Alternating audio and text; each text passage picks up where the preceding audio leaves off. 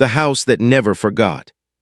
Years later, Keanu Reeves stood alone at the iron gate of an old countryside home, unsure of how his feet had brought him there. The road had been meant to lead somewhere else, somewhere practical, somewhere that did not belong to memory. Yet the car had slowed on its own, his hands loosening on the steering wheel as the familiar shape of the house emerged through the soft evening fog. Time had bent it, aged it, softened its edges, but it had not erased it. The wooden walls still carried the faint gold of sunset. The air still held the quiet scent of rain and earth, and somewhere deep inside him, something stirred that he had not allowed to move for many years. He had not planned to return.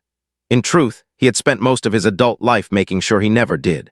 But standing there now, with the gate cold beneath his fingers, he felt as if the house itself had reached out and pulled him back, not as a place, but as a memory that refused to stay buried. This was the house where, long ago, during a small and almost forgotten film project, he and Sandra Bullock had shared days that felt lighter than the rest of the world. It had not been grand. It had not been famous.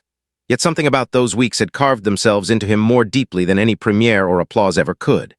He remembered early mornings when fog drifted through the fields and she would step outside wrapped in a sweater too big for her, laughing about nothing, talking about everything. He remembered long nights when the crew had gone home and they stayed behind, sitting on the porch steps with paper cups of coffee, speaking softly about life, about fear, about what it meant to keep going when the world kept taking things away. He had told himself those memories were only nostalgia, harmless, manageable. But now, as he stood before the gate, his chest tightened in a way that nostalgia never did. This was not memory. This was unfinished. He opened the gate and walked slowly up the narrow stone path, each step stirring echoes he had tried to silence. The porch boards creaked beneath his weight, the same familiar complaint they had made years before. He stopped at the door, lifting his hand, then letting it fall again. For a moment, fear touched him, not the loud kind, but the quiet kind that lives under the skin. Fear of what might be inside, fear of what might still be alive. Inside the house, Sandra Bullock sat by the wide front window with a cup of tea resting between her hands. The light of early evening spread across the floor, catching dust in the air like drifting gold. She had come here without telling anyone, not even fully understanding why. She had told herself she needed quiet distance, a place where her thoughts could finally speak without interruption. But that was not the full truth. The fuller truth was that something inside her had been restless for months, a gentle ache she could not name, a pull she had ignored too long. When the caretaker of the nearby property mentioned that the old filming house was still standing, something inside her had answered before her mind could. She had driven for hours, through open fields and winding roads, carrying questions she had never dared to ask herself. She had been here only a short while, yet the house already felt like it was breathing around her. Every corner whispered familiarity. Every sound stirred something tender and painful at once. She had found the old chair by the window, the same one she used to sit in while reading scripts as Keanu paced the room rehearsing lines under his breath. She had smiled at the memory. Then she had felt the weight behind it. When the sound of footsteps touched the porch outside, her heart paused. Not startled, not alarmed, just suddenly, strangely still. The house had been empty, she had known that, yet the sound did not feel wrong, it felt expected. The door creaked open. She lifted her eyes. Keanu stood there, framed by the soft evening light, older now, quieter in his movements, yet unmistakably himself.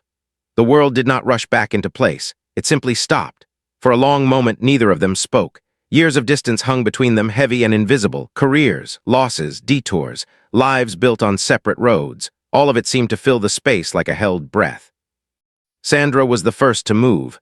She placed her cup carefully on the table, as if afraid even a small sound might break the moment. Her voice, when it came, was soft. "You came back." Keanu closed the door behind him, though he had not yet stepped fully inside. His eyes searched her face, not for beauty, but for familiarity, for proof that what he felt was real. "I didn't mean to," he said quietly, "but I think the house remembered us." Something shifted in her expression, not sadness, not happiness, recognition, the kind that lives deeper than emotion. "It wasn't just the house," she replied.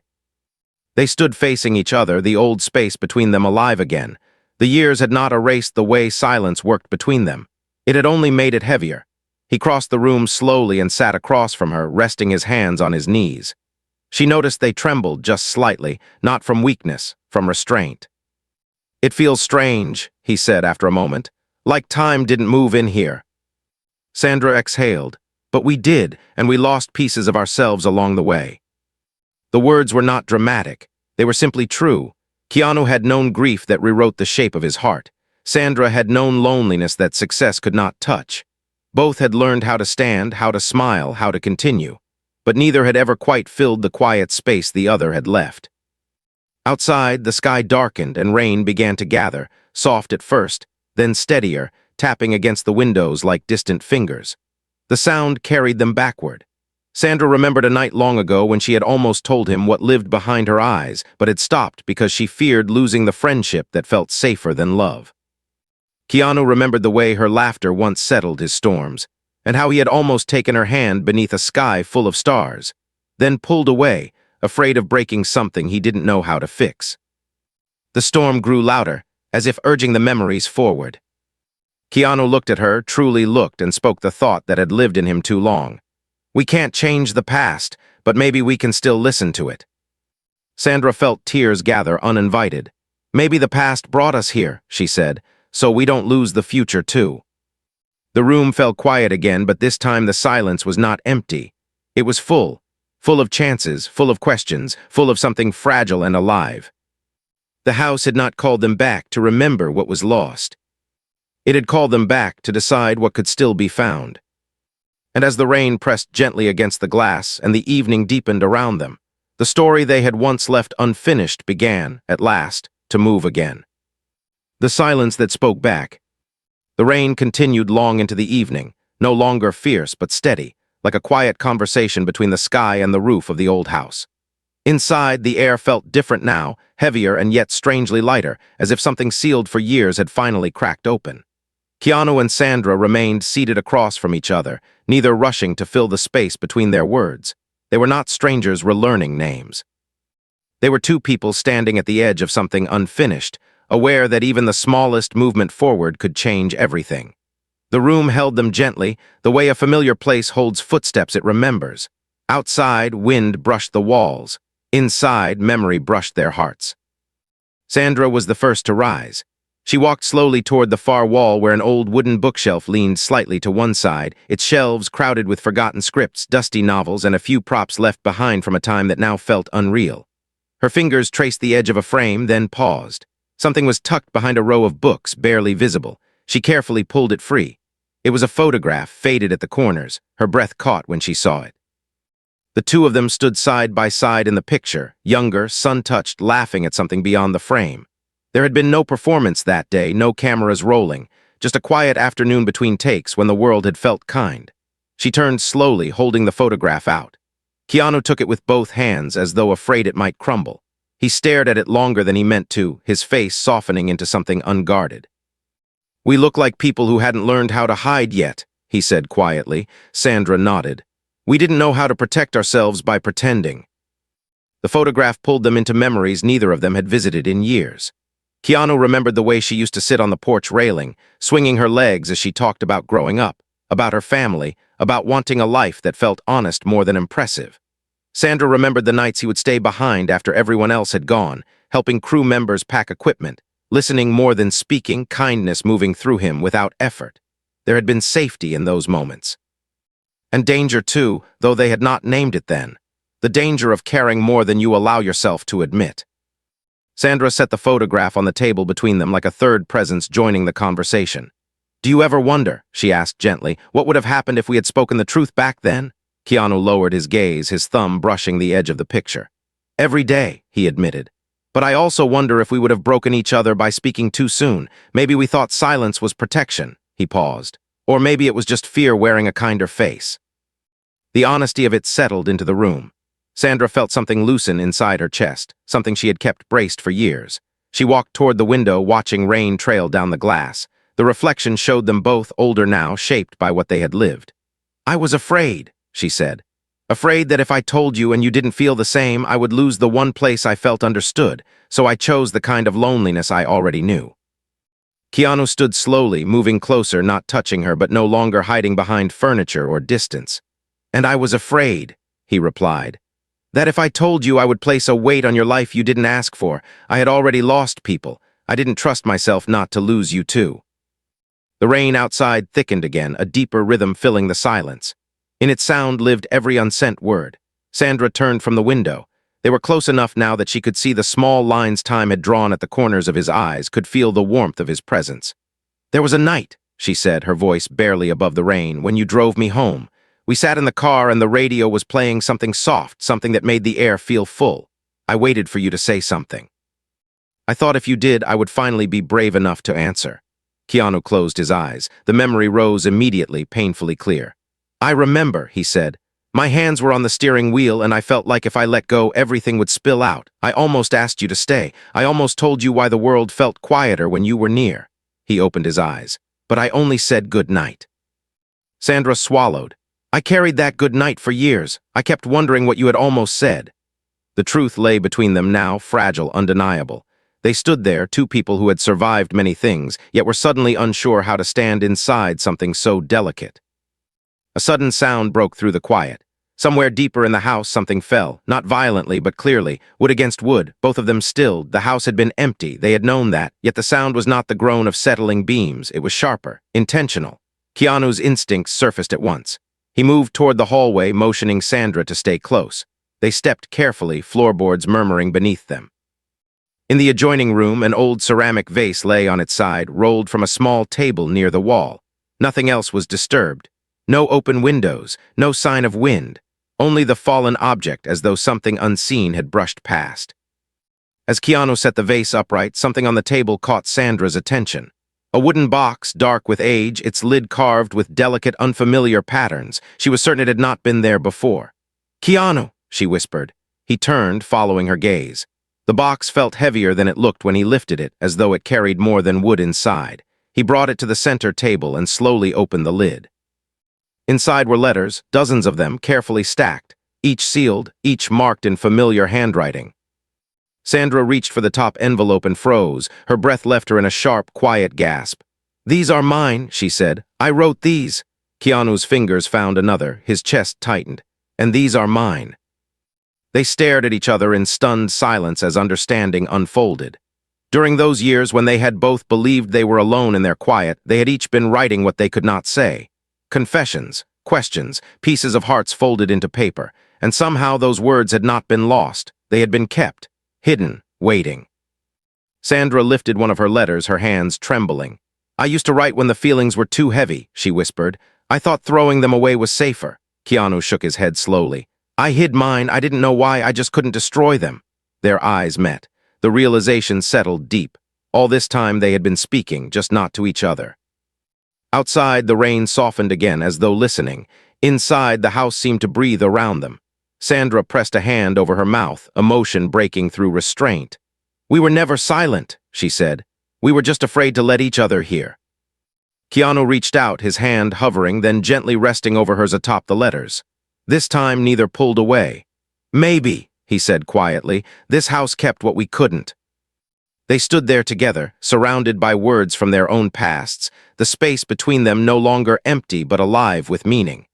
The house had not only remembered them, it had remembered what they were too afraid to claim.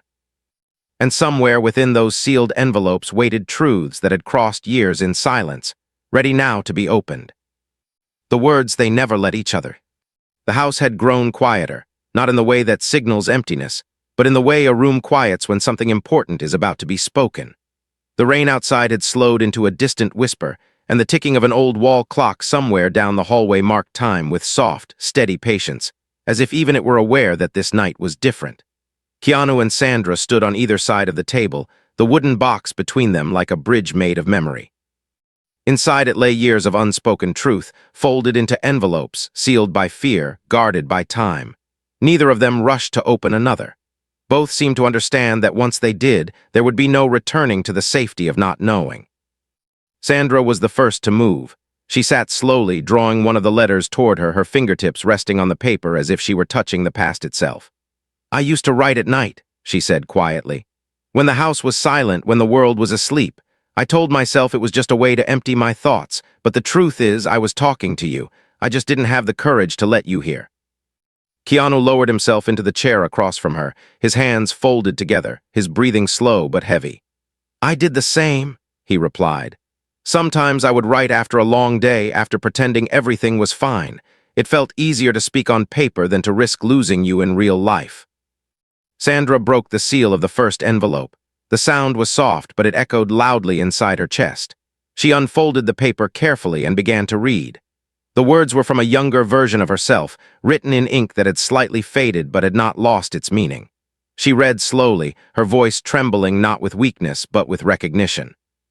She spoke of watching him help strangers without thinking, of the calm he brought into rooms without effort, of the fear that lived inside her every time she realized she cared more than friendship allowed. She read of wanting to reach for his hand, of stopping herself, of believing that love, if spoken, might break something too precious to repair.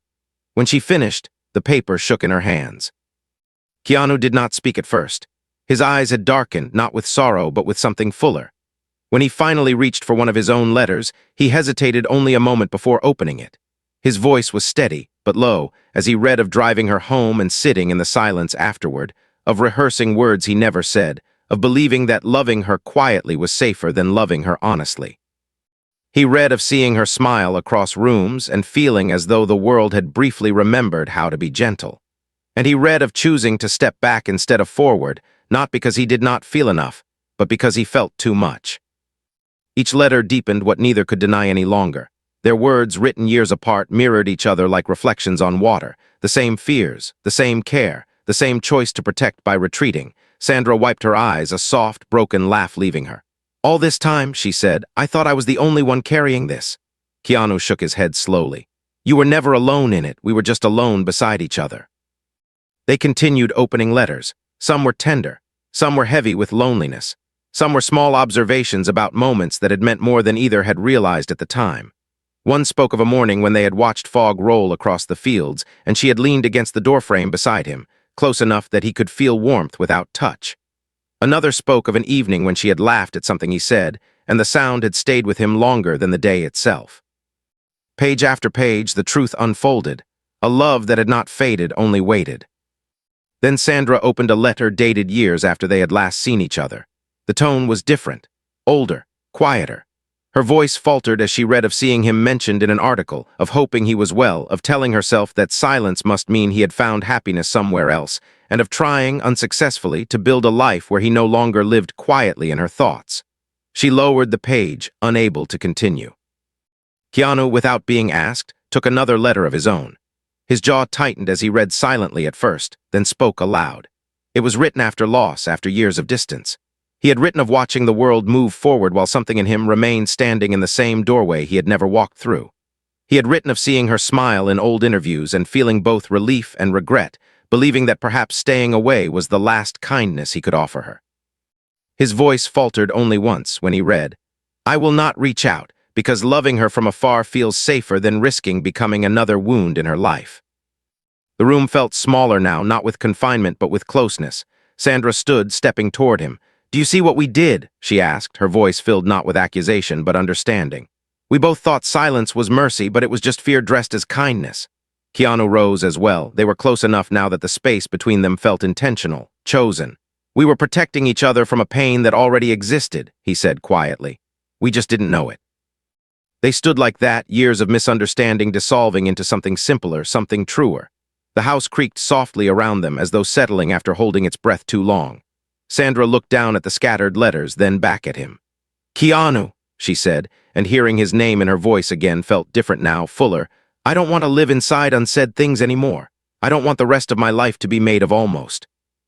He met her gaze, emotion unguarded. "Neither do I." They did not touch yet. They did not rush the moment. They simply allowed it to exist, real and fragile and present. Outside, the rain had stopped entirely. The world beyond the windows lay quiet as if listening. The house no longer felt like a place where memories slept. It felt like a place where truth had woken. And somewhere deep within the walls, something old and patient seemed to finally rest. The question the house would not let them escape. The night had thinned into a softer darkness, the kind that comes just before morning, when the world feels suspended between what has been and what is about to be. Inside the old house, the air no longer felt heavy with memory alone, but charged with something restless, something unfinished. The letters lay scattered across the table like fallen leaves from a past season, each one a quiet witness to years of unsaid truth. Keanu and Sandra stood near the center of the room, close now, no longer divided by furniture or fear, yet still held apart by the gravity of what came next. Confession had opened the door, but it had not yet carried them through it. There remained one thing neither of them had truly faced, not in writing, not in silence, and not yet in words. Sandra broke the quiet first, her voice softer than the ticking clock but steadier than her trembling hands. "Do you know what frightens me now?" she asked. "Not that we cared, not even that we waited. What frightens me is that if we finally step forward, there is no silence left to hide behind. There is no almost, there is only what is real." Keanu felt the weight of her words settle into him. He had lived so long with a habit of restraint that even hope felt dangerous when it stood too close. He walked toward the window, resting his hand against the cold glass, watching the clouds drift slowly apart. "I've spent years learning how to survive what I lost," he said. "I don't know if I ever learned how to begin again." The house answered him with a quiet creak, the kind that comes not from age alone but from movement. Both of them turned. The sound had come from the hallway leading toward the back rooms, a part of the house they had not yet entered that night. It was subtle but clear, not wind, not settling wood. The sound of a door somewhere deeper within the walls, slowly shifting on its hinges. Sandra's breath caught. "Did you hear that?" Keanu nodded, his attention sharpening. There was something different now. The house no longer felt like a container of memory. It felt like an invitation. They moved together down the hallway, their steps careful, the floorboards murmuring beneath them like a language the house spoke only at night. The walls were lined with old photographs from past owners, their faces unfamiliar, their lives quiet and unrecorded, yet their eyes seemed to follow as Keanu and Sandra passed. At the far end of the hall, a door stood partially open, a thin line of pale light slipping through from the room beyond. Sandra slowed, something tightening in her chest.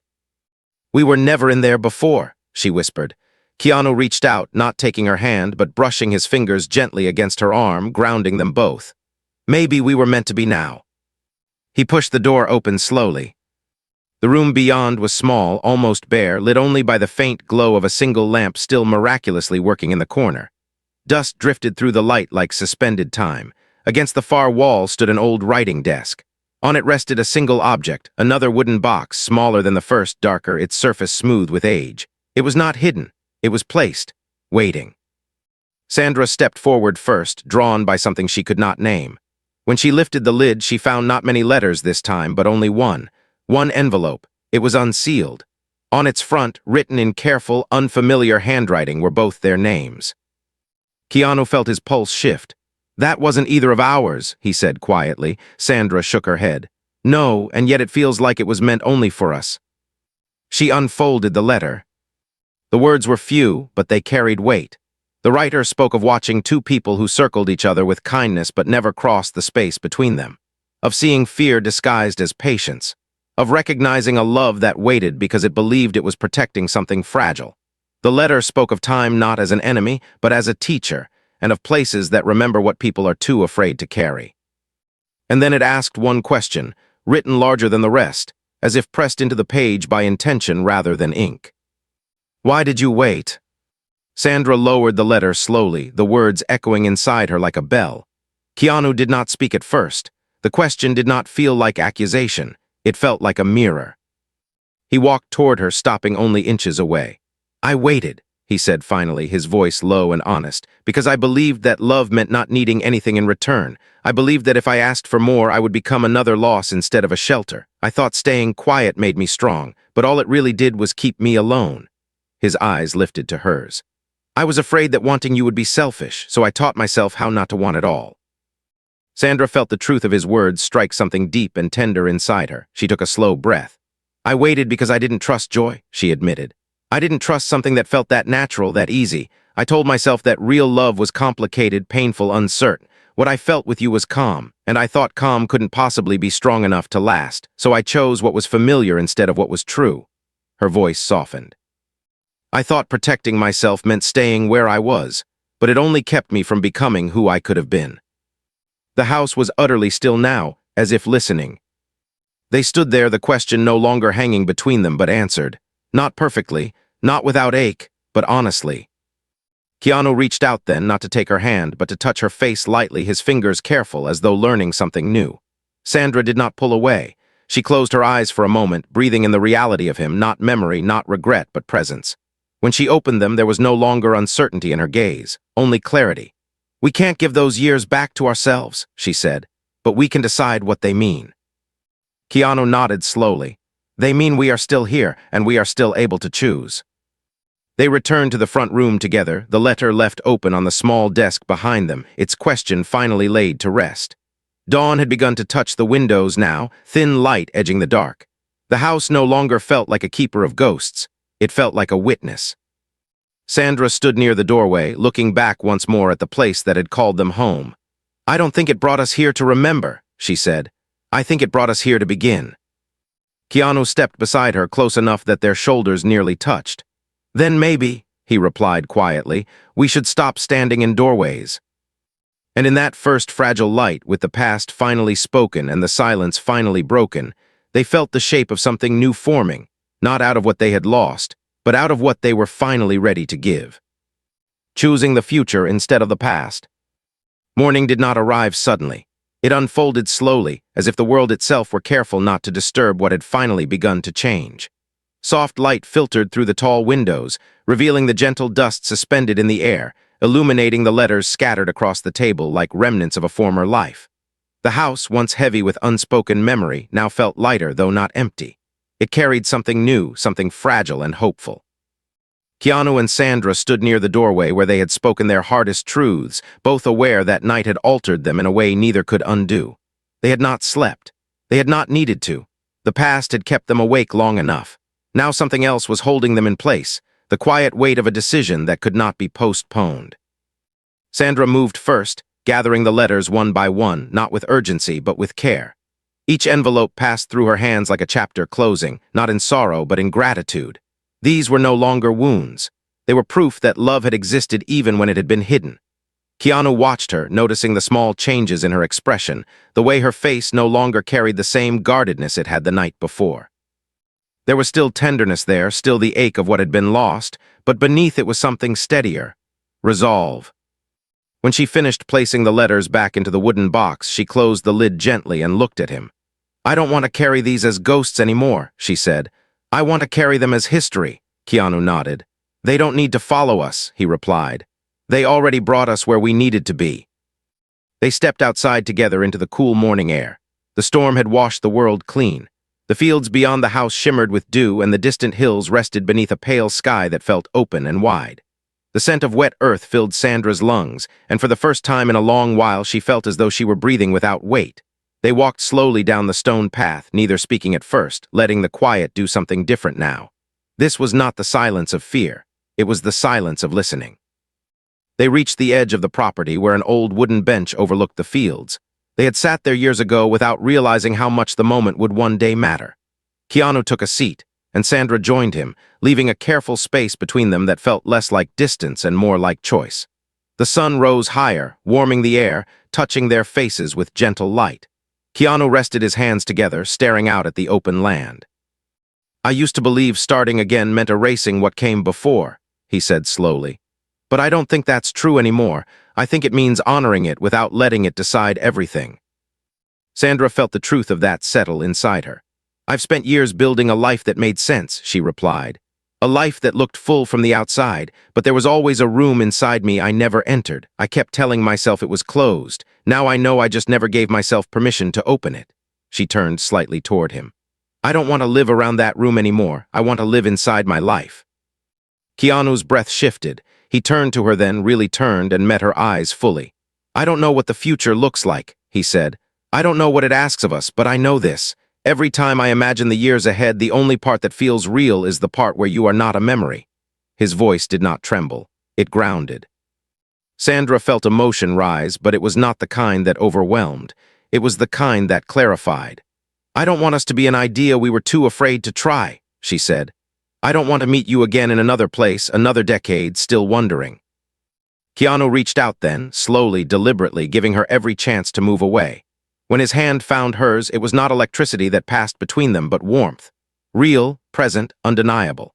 Sandra closed her fingers around his, not in urgency, but in certainty. The moment did not feel like beginning something new. It felt like finally standing inside something that had always existed.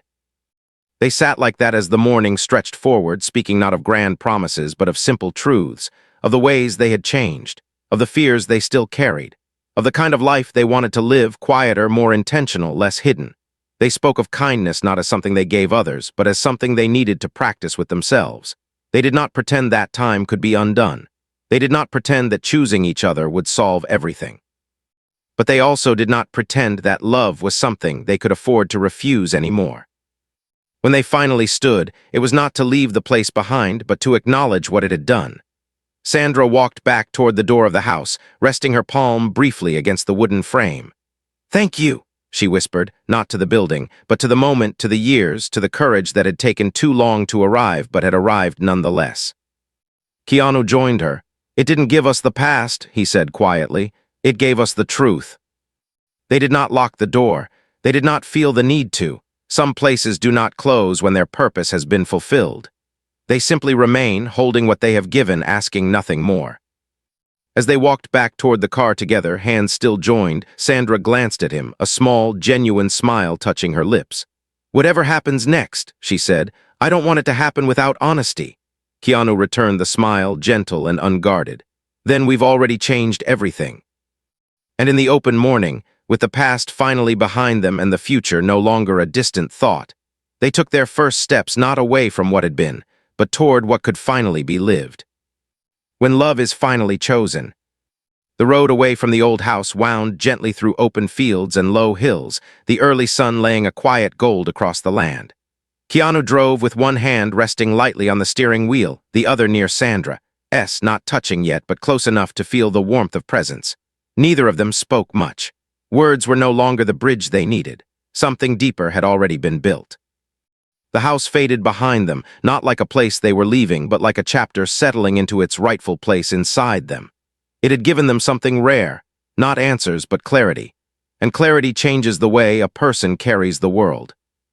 Sandra watched the countryside pass, her thoughts moving more slowly than they had in years. She realized that for a long time she had lived as though peace were something that waited at the end of effort, at the end of achievement, at the end of everything else. But sitting here now, beside a man who had known her in a way few ever had, she understood that peace was not something built out of distance. It was something built out of truth. She turned slightly toward him. "I don't feel like we're fixing something broken," she said softly. "I feel like we're finally standing inside something that's been alive the whole time." Keanu nodded, his gaze steady on the road ahead. "Some things don't disappear when we walk away," he replied. "They wait, and sometimes, if we're lucky, we become the people who can finally meet them." They did not return immediately to busy cities or waiting obligations. Instead, they followed the road to a small lakeside town nearby, the kind of place where the world does not rush past itself. They found a quiet cafe overlooking the water, its windows open to the morning breeze. They sat there for a long time, speaking in the way people do when they are no longer performing their lives, but inhabiting them. They spoke of the years that had shaped them, of the losses that had made them careful, of the moments that had taught them kindness not as an idea, but as a practice. They laughed, not at the past, but with it, seeing now that even their silence had been a way of loving the only way they knew how at the time. There was no bitterness between them, only understanding. And understanding is where forgiveness quietly lives. Later, as the sun climbed higher, they walked along the edge of the water. The lake lay calm, reflecting the wide sky, its surface broken only by gentle movement. Sandra stopped, watching the ripples spread outward from a single stone someone had thrown earlier. "It's strange," she said, "how something so small can change the shape of everything around it." Keanu looked at her, recognizing the meaning beneath the words. "Truth is like that," he replied. "So is courage." He hesitated, then spoke again, not with ceremony but with sincerity. "I don't know what our lives will look like from here. I don't know where the road leads, but I know I don't want to walk it still pretending I'm alone." Sandra met his gaze, emotion soft but steady. "Neither do I," she said, "and for the first time that doesn't scare me." They continued walking, their shoulders brushing now and then, no longer careful of contact. What they were building did not need urgency, it needed presence, and they were present. As afternoon softened into evening, they returned to the car, not to part ways, but to continue forward together. They spoke of small things, of meals they loved, of places that still called to them, of the simple rituals they had each created to survive long years of inward distance. There was no promise made that did not feel honest, no future imagined that did not leave space for what they still were becoming. They did not try to name what this was, they lived it. When night came, they stood outside a quiet inn near the water, the sky above them filled with stars. Sandra breathed in the cool air and felt something she had not felt in a long time, Not excitement, not anticipation, but contentment without condition. She turned to him. "All those years," she said, "I thought love had to arrive loudly to be real. I don't think that anymore." Keanu smiled, gently, the way someone does when something long carried has finally been set down. "The strongest things I've ever known," he said, "have always been quiet." They did not rush inside. They stood there a moment longer, letting the night hold them. Then Keanu reached out and took her hand fully, not as a question this time, but as a shared step. Sandra did not answer with words. She answered by staying. And in that stillness, under a sky that did not ask anything of them, they understood something neither fame nor time had taught them before. Love does not always demand that you run toward it. Sometimes it asks that you stop running away. The house had called them back to memory, but the world was now calling them forward to life. They went inside together, not as two people escaping their past, but as two people finally free to live beyond it. Their story did not end in that moment. It began in a quieter way, in choice, in truth, in presence. And somewhere far behind them, the old countryside home stood just as it always had, empty again, peaceful, its purpose fulfilled. It no longer needed to remember for them. They were finally remembering for themselves.